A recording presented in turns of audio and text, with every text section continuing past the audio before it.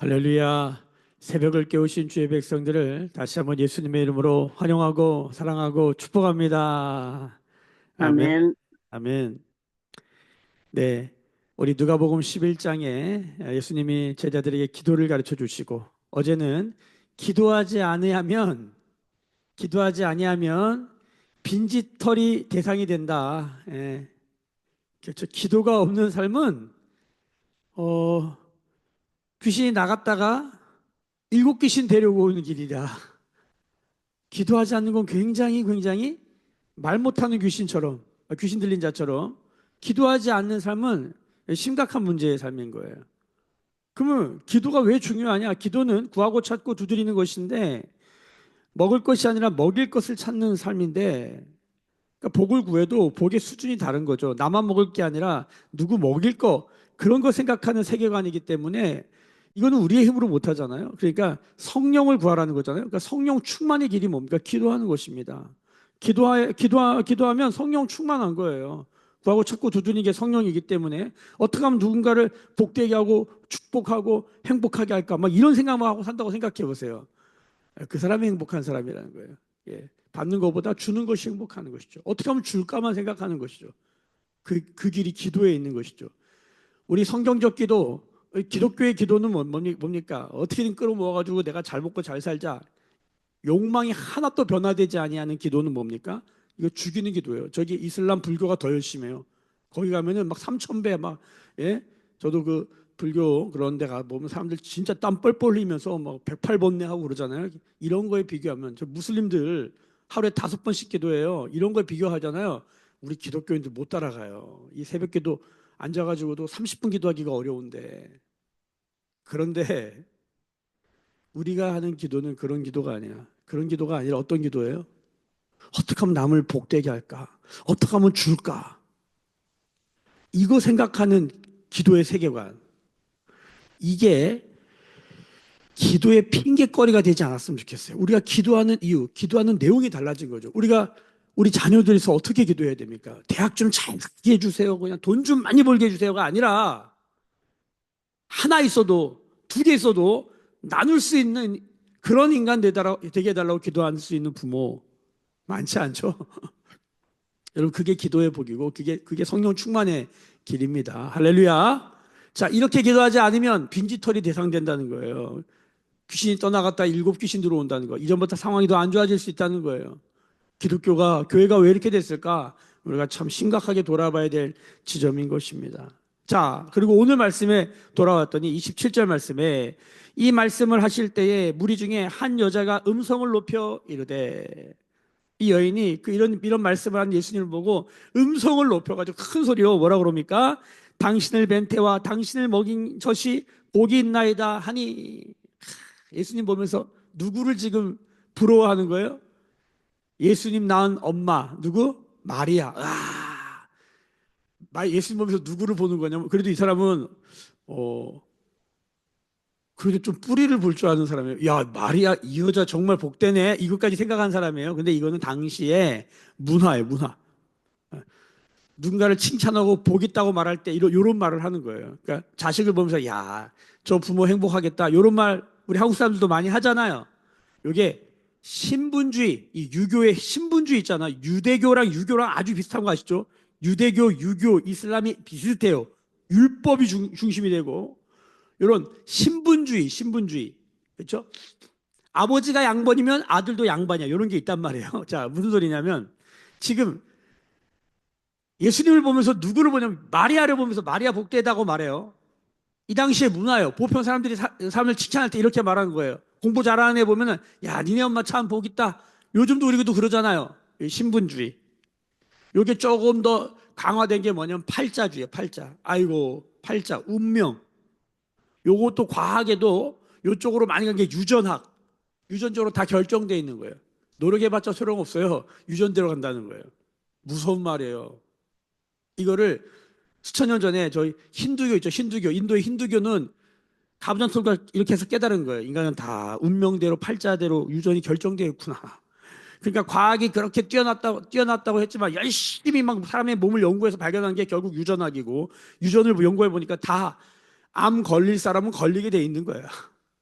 폐암 걸릴 사람은 담배를 그렇게 펴도 안 걸린 사람이, 또 어떤 사람은 담배 하나 안 폈는데도 폐암 걸리고, 이런 거 보면 사람들이 점점 유전학 무서워요. 유전학 들어보면 유전자를 바꿔야 된다고 막 이런 얘기 하잖아요. 그걸 팔자주의, 운명주의 벗어나지 못하는 거예요. 이런 세계관에서 사람을 보고 어떤 현상을 보고 어떤 일들을 보는 거예요. 이 여자가 그런 세계관에서 지금 예수님을 보고, 와, 마리아는 복 있습니다. 예수님 단번에 자릅니다. 28절 다 같이 있습니다. 오늘 말씀의 핵심 구절입니다. 여기다 별표 수십만 개 쳐도 100만 개 쳐야 돼요. 한번 읽어볼게요. 28절 시작. 예수께서 이르시되 오히려 하나님의 말씀을 듣고 지키는 자가 복이 있느니라. 아멘. 오히려 하나님의 말씀을 듣고 지키는 자가 복이 있느니라. 오늘은 이 말씀으로 다 풀어지는 거예요. 하나님의 말씀을 듣고 지키는 게 복이에요. 예수님이 왜 복 그 자체이시고 복 중에 복이냐? 하나님의 말씀을 듣고 지키는 그 아주 자체이기 때문이에요. 우리가 예수님을 믿는 이유는 이분이 하나님의 말씀을 듣고 지키는 그 자체이기 때문이에요. 그래서 우리가 예수님을 말씀 그 자체라고 고백하는 거예요. 여러분, 세상에서 가장 복 있는 게 뭐라고요? 공부를 잘한다, 돈을 많이 벌었다, 야, 공부 잘하고 돈 많이 버는 저 자식을 둔 부모는 참 복 있다. 이게 세상의 관점이에요. 그렇죠? 네, 예수님이 딱 얘기하는 거예요. 그게 복이 아니다. 너가 지금 나를 보고 복 있다 그러는데, 내가 복 있는 건 능력인, 왜 예수님에게 복이 있다 그래요? 예수님 엄마한테. 예수님 막 능력을 행하거든. 뭐 오병이어 행하지, 막 귀신에 쫓지, 병 고치지. 놀라운 의사에다가 막 학자에다가 대단하게 보이는 거예요. 그러니까 와, 니네 엄마 참 복 있다. 예수님이 그게 복이 아니다.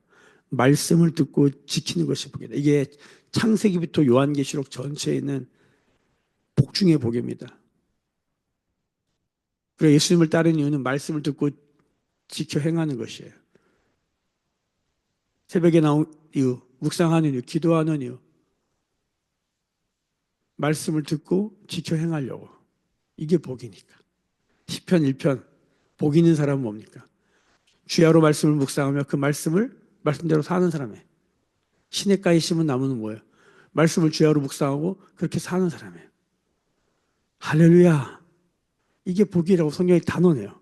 자, 그런데 29절부터 또 하나가 나와요. 하나는 신분주의에 빠진 여자가 고백한 말을 들었어요. 그 세계관. 또 하나는 29절에 보면 우리가 모였을 때 예수께서 말씀하실 때 이 세대는 악한 세대라 표적을 구하되 요나의 표적밖에는 보일 표적이 없나니. 표적이 뭡니까? 기적이죠. 기적. 사인, 기적, 놀라운 일, 오병이어, 귀신 떠나가고 바람과 바다가 잠잠해지고 병이 고쳐지고 다 표적이죠. 유대인들이 표적주의자들이에요. 그러니까 뭐 기적이 일어나면 믿어. 기적이 안 일어나면 버려. 이게 뭐가 문제냐면 말씀을 듣고 그 메시지죠. 하나님 이 일을 통해서 이 기적을 통해서 말씀하는 건 들을 마음이 하나도 없어. 놀라운 일 그 자체에만 반응을 해. 지금 한국교회 우리는 어떻습니까? 우리도 똑같아요. 제가 여기서 병 고치는 능력만 있어 보십시오. 아니면 제가 수단과 방법을 가리지 않고 예를 들어서 막 엄청나게 막 건물을 엄청 크게 줬고 여기다 부속시설 막 짓고 막 뭐 그런 마음이 있어요. 그거 나쁘다는 건 아닌데 예를 들어서 막 여기 막 어린이들 올 수 있는 막 그런 시설 착 해놓고 막 진보를 해놓고 막 엄청나게 막 이렇게 해놨어. 능력이죠. 그거 아무나 하는 거 아니잖아요. 그렇죠? 교회를 인테리어만 이쁘게 해도 사람들이 와서 뭐에 반응하냐면 와, 인테리어 너무 이쁘다는 거예요. 뭐 그렇게 말할 수 있어요. 근데 문제는 거기까지야. 예수님이 이런 현상들을 보고 뭐라고 그러냐면 악한 세대가 표적만 구한다 이렇게 말합니다. 예수님이 말하면 요나의 표적밖에 볼 게 없다. 그런데 요나의 표적이 성경을 가만히 요나서를 읽어보면 요나의 표적이 크게 두 가지가 있습니다. 하나는 뭐냐면 요나가 물에 던져졌어. 죽은 거죠. 근데 고래 뱃속에 3일 살고 있다가 살아났어. 여러분 물에 들어갔는데 3일 있다가 어떻게 살아나옵니까? 그러니까 그 유대인들에게 요나의 표적이라고는 우와 사람이 물에 빠져서 죽어야 되는데 안 죽고 살아났다. 이야, 여기에 열광하는 거잖아요. 그런데 요나의 표적의 핵심은 뭐냐면 오늘 이 말씀에 나오지만 니느웨 사람들이 회개했다는 데 있는 거예요. 뭐냐면 요나가 다시 들어가다가 이제 바다에 빠져서 큰 물고기에게 먹혀가지고 3일 동안 있다가 큰 물고기가 뱉어서 니느웨 쪽으로 가는 방향에다 뱉어놔가지고 요나가 하나님을 알았잖아요. 니느웨가 너무 싫고 민족의 원수고 이게 아수르의 수도거든. 당시에 그냥 아수르가 얼마나 그냥 이스라엘 괴롭히는지 너무 아수르가 싫어가지고 저거는 딴 거 몰라 저거는 망해야 돼. 뭐 그러다가 하나님 음성을 듣고 가라. 니느웨로 가서 복음 전해라. 안 한다고. 왜? 하나님을 용서할 거니까. 그게 싫어가지고. 그러니까 하나님을 알고도 하나님 음성을 듣고도 순종하지 않는 대명사잖아요. 그래가지고 어쨌든 간에 그 니느웨로 뱉어놓은 그 고래 때문에 뱉어져가지고 어쩔 수 없이 그냥 어쩔 수 없이 가요. 그래서 니느웨 성을 배가지고 어떻게 합니까? 일주일을 걸어가야 될 길을 하루 만에 달려가면서 회개하라. 그냥 대충 말아. 대충 말씀 전했는데 어떤 기적이 일어납니까? 니느웨 성 전체가 동물까지도 회개해. 성경에 써 있잖아요. 모두 회개해요. 그 대충 전한 말씀. 회개하려면 말고 하려면 하고 하려면 하고 들리지도 않게 복음을 전하는 것 같은데 다 회개해버려요. 그러니까 이 요나의 표적의 핵심은 뭐냐면 니느웨가 회개했다는 걸 듣고 말씀을 듣고 니느웨가 회개했다. 근데 여전히 이스라엘 사람들에게 요나의 표적은 야 죽은 사람 물에 빠진 사람이 살아났대. 사실 요나의 표적의 더 궁극적인 목표는 뭡니까? 죽었다 살아나는 게 뭘 말하는 거예요? 예수님 오늘 뭐라고 그러냐면 이 30절 요나가 니느웨 사람들에게 표적이 됨과 같이 인자도 이 세대에 그러하리라. 죽었다 살아나서 말씀을 전하는데 뭡니까? 사람들이 회개하는 역사가 일어나는 거죠. 성령의 역사예요. 인자도 이 세대에 그러하리라. 31절에 보면 심판 때 남방 여왕이 일어나 이 세대 사람들을 정죄한다. 왜? 솔로몬의 지혜로운 말을 들으려고 땅 끝에서 왔대요. 이디오피아 남방 여왕이 이디오피아 여왕이잖아요. 이디오피아 여왕이 솔로몬의 말을 들으려고 2,000km를 달려온단 말이에요. 엄청 먼 거리를. 당시에는 2,000km면 땅 끝이라고 봤단 말이에요. 그러니까 말을 들으려고 그 솔로몬의 말을 들으려고 온 남방 여왕이 그 남방 여왕 자체가 이 말을 듣지 않고 표적만 구하고 신분주의 팔자의 운명령에 빠져 있는 너희들에게 뭐가 된다? 정죄가 될 것이다. 아무 말 안 하는데 그냥 그 존재로 그냥 정죄가 되는 거예요. 니느웨 사람들이 너희에게 정죄가 될 것이다. 왜? 표적만 구하고 운명론에 빠져 있고 표적만 구하고 능력주의에 빠져 있고 이 자본주의가 능력주의예요. 우리 조선시대에 신분주의에 살다가 이게 이제 나라가 바뀌면서 이제 능력주의예요. 신분 중요하지 않아. 여전히 남아있지만 그럼 여전히 뭐예요? 능력이 뭐예요? 돈 많이 버는 거예요. 뭐 얼굴이 이뻐서 돈을 많이 벌든지 몸매가 좋든지 아니면 공부를 잘하든지 아니면 뛰어난 아이디어가 있든지 능력이 있어야 뭡니까? 그게 복인 거예요. 그러니까 이 표적주의가 사실 능력주의랑 같은 맥락이에요. 표적이 뭡니까? 기적이 일어나는 거잖아요. 불가능한 일이 이루어지는 거거든요. 돈이면 안 될 게 어디 있습니까? 이 표적주의, 능력주의. 문제는 뭐냐면 기적이 표적이 무슨 잘못이 있겠어요. 신부는 그냥 그런 거죠. 하나님의 말씀을 듣지 않는 게 문제인 거예요. 현상에 사로잡혀가지고 하나님 말씀엔 전혀 관심이 없는 거예요. 그게 하나님의 진리의 말씀인가에 관심이 없고 뭐에만 관심이 있어요. 목적을 이루었냐, 뭐로 가도 내가 돈 벌었냐, 성공했냐. 기적만 나타나면 장땡이야. 이게 무서운 거예요. 이게 망조인 것이죠. 자, 32절 읽어보겠습니다. 심판 때에 니느웨 사람들이 일어나 이 세대 사람들을 정죄한다. 이는 그들이 요나의 전도를 듣고 회개하였음이라. 여기 다 오늘 핵심 말이 뭐예요? 듣고 들으려고 땅끝에서 왔다. 듣고 회개했다. 뭐예요? 28절이 핵심이라고 그랬어요. 오히려 하나님의 말씀을 듣고 지키는 자가 복이 있다. 말씀을 듣고 회개하고 말씀을 들으려고 2,000km를 달려오고 말씀을 들으려고 이 새벽을 깨우고 말씀대로 살아보려고 넘어지고 자빠져 다시 한번 말씀대로 살아보려고 몸부림치고, 할렐루야. 이게 복이라는 거예요. 세상은 아무런 가치가 없게 보는 그 일을 말씀을 듣고 살아보려고 한번 몸부림치는 거, 그게 복이라고 하는 거예요. 왜 그런데 이렇게 못 사냐? 오늘 33절부터 36절까지는 뭐예요? 빛의 문제예요. 등불의 문제인 거예요. 여기 보면은 오늘 뭐라고 그래요? 34절에 내 몸의 등불은 눈이라. 내 눈이 성하면 온몸이 밝을 것이요 만일 나쁘면 내 몸도 어두우리라. 우리의 몸이 어두운 이유는, 이게 다 사실 영적인 이야기인데, 그냥 액면가로만 봐도 우리의 몸이 어두운 이유는 눈 때문이라는 거예요. 눈 때문에 이렇게 표현하고 있는 거예요. 빛의 문제인 거예요. 눈은 빛이 들어오는 통로거든요.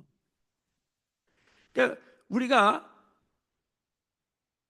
빛을 볼 줄 알면, 이게 말이 좀, 빛이 보이면 눈 떠 있는 거지. 근데 빛이 안 보이면, 눈 뜨고도 빛이 안 보이면 뭐예요? 눈이 먼 거예요. 그러니까 어제는 말 못하는 귀신, 말 못하게 하는 귀신 들린 자, 입이 있는데 말을 못해. 소통이 안 돼. 더 나가서 말을 하는데 소통이 안 돼. 뭐 이 시대에 너무나 많은 이야기죠. 기도를 하는데 하나님과 소통이 안 돼. 성령을 말씀을 의지해서 기도하지 않기 때문에 자기 욕망으로 가득 차서 기도해.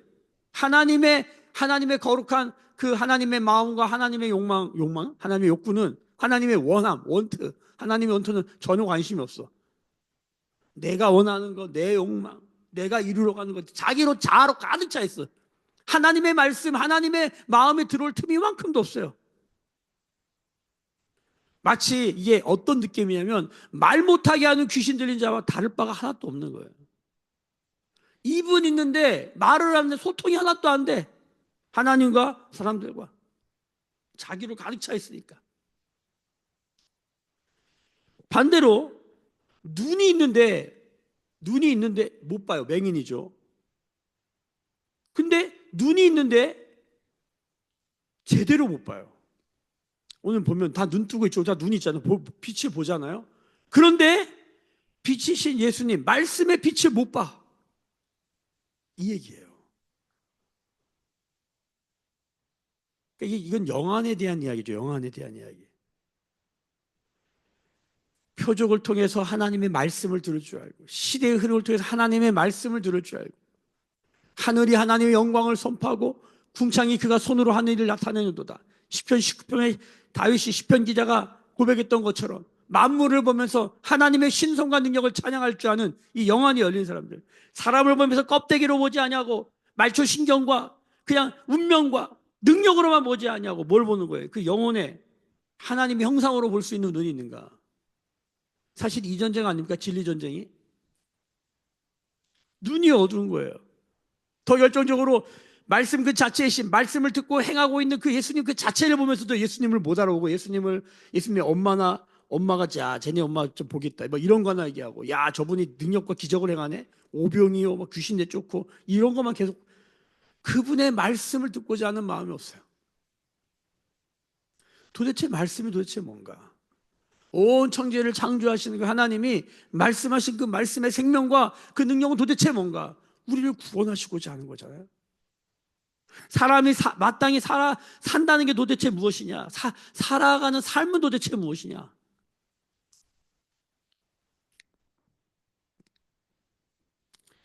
오늘 저녁에 33절부터 36절은 좀 더 나누도록 하겠습니다. 포인트는 그거예요. 오늘 28절이에요. 하나님의 말씀을 듣고 지키는 게 복이 있다. 그러니까 제가 수많은 사람들을 DTS 훈련에 보냅니다.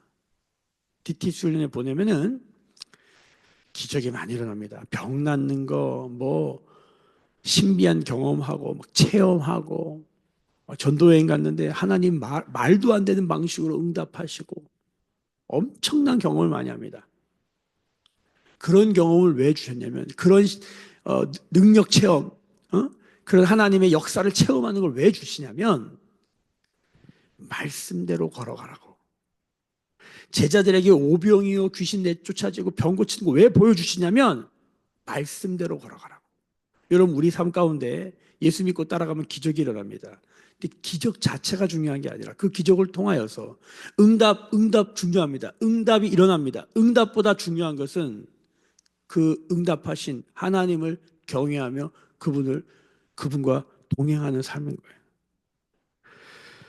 하나님 눈에 안 보이잖아요. 천지를 창조하신 하나님 눈에 안 보이잖아요. 예수님도 이렇게 말하는 거예요. 말씀을 듣고 지키는 게 복이 있다. 말씀을 듣고 지키는 게 복이 있다. 이 성경책 자체가 예수님은 아니지만 이 성경책 안에 예수님이 어떠한 분이신지 예수님이 어떤 일을 행하신지 가득 적어놨는데 야 이걸 안 펴본다고.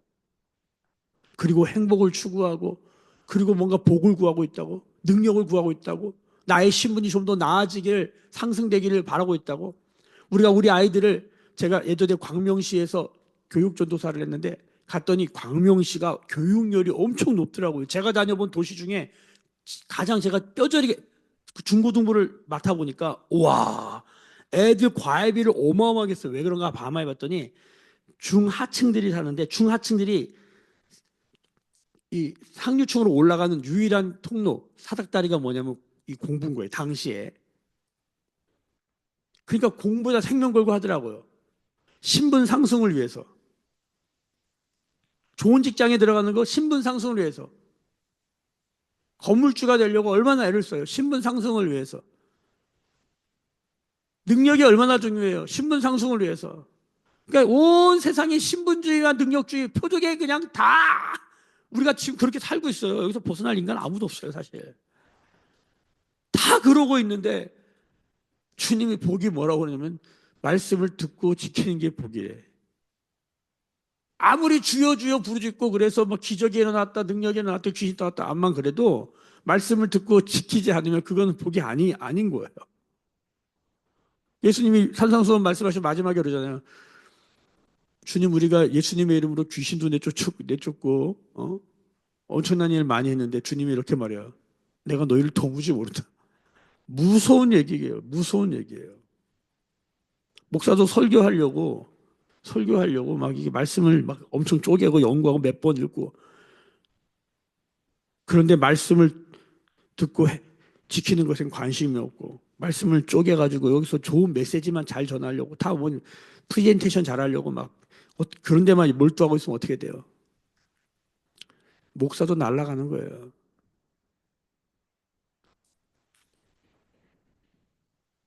이게 엄청난 유혹이죠, 목사에게도. 왜? 사람들은 능력으로 판단하니까. 하나님의 메시지를 듣고 그 메시지에 살기를 소망하는 사람들은 눈에 찾아보기가 어렵고 전부 다 목회자도 결국은 말씀을 잘 전하는 데 포커스가 있어요. 얼마나 수사학을 잘하는가. 그러니까 사람들이 너무 많이 속아요. 말씀을 듣고 지켜 행하는 사람 거기엔 관심이 별로 없어요. 목사가 그 말씀대로 사는가에 별로 관심 없어요. 얼마나 말씀을 잘 전하는가에만 관심이 있어요. 교회도 성도들도 목사도 망하는 길이죠. 삶이 없는 거예요, 삶이.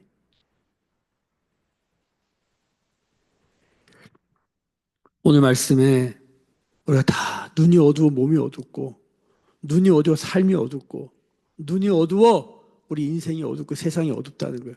눈이 뭡니까, 눈? 눈은 빛이 들어온 통로예요. 뭘 보고 있냐는 거예요. 뭘 듣고 있냐는 거예요. 표적만 보고 있고 현상만 듣고 있고 우리가 말씀을 통해서 예수 그리스도 안에 깊이 들어가기를 소망하고 그 예수님이 보시는 것처럼 세상을 보기 원하고 그 예수님 말씀대로 살기를 소망합니다. 아멘. 오늘 이 말씀 붙들고 오늘 저녁에 좀 더 이 말씀을 나누기를 소망해요. 오늘 말씀 메시지는 명확합니다. 뭘 듣고 따라가고 있는가. 니느웨 사람들도 남방 여왕도 이 말을 들으려고 이 말을 듣고 회개하고 예수님 말씀 듣고 들으려고 2000km를 달려왔던 이것들을 기억하면서 오늘도 말씀을 듣고 지키는 복 가운데 참된 복 가운데 거한 우리 모두가 되기를 예수님의 이름으로 축복합니다. 기도하겠습니다. 지금은 우리 주 예수 그리스도의 은혜와 하나님 아버지의 크신 사랑하심과 성령의 감화 감동 충만케 하시며 기름 부어주시는 은총이 오늘 머리 숙여 묵상하며 기도하며 예배하는 주의 백성들의 머리 위에, 그들의 삶과 가정과 생업과 일상과 일터 위에, 매일교회와 조국교회와 열방에 나간 선교사님들 위에 지금부터 영원까지 함께 계실지어다. 아멘. 주의 영광 이곳에 가득해 우린 선의 주님과 함께해 찬양하며 우리는 전진하리. 모든 열방 주 볼 때까지. 오늘도 말씀을 듣고 지켜 행하는 삶이 되게 하여 주옵소서. 오늘도 기도로 성령 충만을 오늘도 주님, 우리가 걸어가는 삶 가운데 듣고 보는 것 가운데 하나님과 깊은 동행, 사귐, 교제가 있도록 축복해 주시고, 오늘도 누군가에게 그 하나님의 성품과 하나님의 나라를 전하고 알리는 삶 되도록 주여 역사하여 주옵소서. 매일 교회를 그 은혜 가운데 사용하여 주옵소서. 이 부르짖어 기도하십니다. 주여